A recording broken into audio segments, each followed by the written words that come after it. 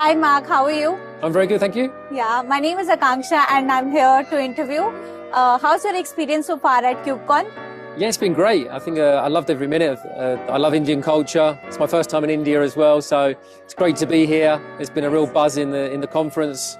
I love the food.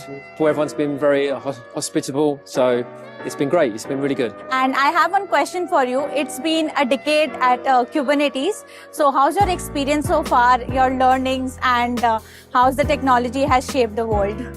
Yeah, I think it's been great. It's obviously had a huge influence. I think there's so many companies using Kubernetes now. Civo is a Kubernetes first company. All of our, even all our backend systems, everything's Kubernetes cloud native first. So I think it's certainly transcended, the industry and IT and technology. So it's been great. And how do you see the next decade of Kubernetes?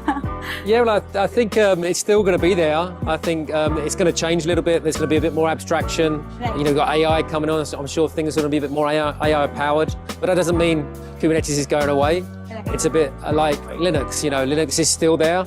We don't really talk about Linux anymore, but it's still very powerful. It's still very key to everything. And I think Kubernetes will be very similar in that regard. Right. Very important, but it's going to just go into the background a little bit. Correct. And what are your views on platform engineering? It's like a buzzword these days, but how do you see it evolve in the landscape?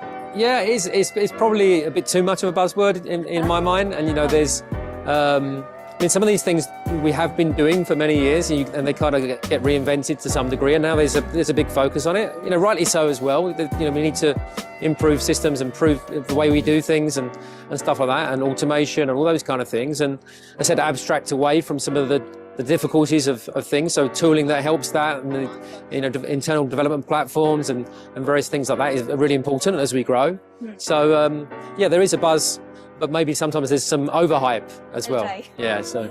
And how has community helped in Kubernetes adoption? Like, what are your views on the buzzing community? Yeah, I think community is really key. I think at Civo from the outset, we've always been really community focused. I think it's really important to give back as well. And we run a lot of community events. We actually have our own meetup venue in London that we run free meetups for companies that can run those. And the Kubernetes and cloud native communities are always very, very helpful. There's lots of great people that I've met that help share and learn from each other. And I think it's important for new generations as well. There's so much content. There's so many people willing to help.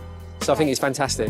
Civo also launched in India, so congratulations for that. Thank you. Yeah, we're excited about that. We've launched our first region in Mumbai, and we're offering a sovereign cloud as well, where we guarantee the sovereignty of the data and things like that. So we're excited to be launching that at KubeCon, and we're excited next year to be launching some new regions as well.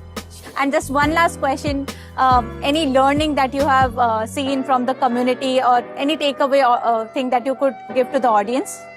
Well, I always believe in, probably the biggest thing is that to give back, so although there's a lot of learnings as well, it's important to kind of pay it forward for the next generations. And I think there's so many different ways you can contribute. It doesn't just have to be getting involved in open source and code. There's documentation and various things that people can help with. And there's great projects through the CNCF that you can get involved in, steering groups and things like that. It's not just about coding. So I think I just encourage people to get involved in some kind of way and pay it forward to, for the good of the industry and for students and new people that are coming into the industry.